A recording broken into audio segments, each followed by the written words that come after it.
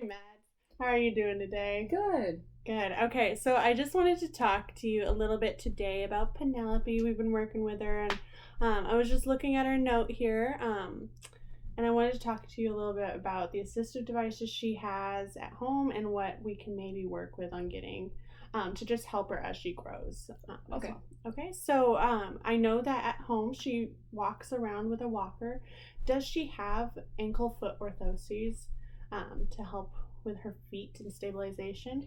Yeah, she does. She got them when she was starting to stand, like walk kind of. Okay. So like when she was like around 3-ish, I think. Mm-hmm. So she's had them for a while and she's had new ones Oh, good. too. Good. Yeah. Okay. Cool. So I definitely want her to keep using those and keep walking around with her walker as much at home as she can. That'll just, as long as she keeps standing up, we don't really have to do anything else like get a stand or anything. So using that walker and using those AFOs is really good. And then I know she uses her wheelchair, her power, not her power wheelchair, her manual wheelchair out in the community and when she goes to school and everything. How's that working for you? I think that she's doing okay with it. I mean, Okay.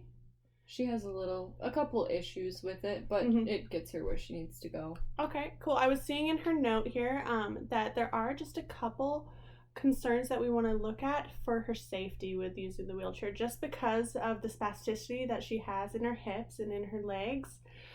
When she pushes her wheelchair every once in a while, her hips come off of the seat and then her legs come off of the footrest. And so the only thing with that is I'm just concerned. I don't want her to, if those lift up and she just doesn't get right, then she might fall out of the wheelchair.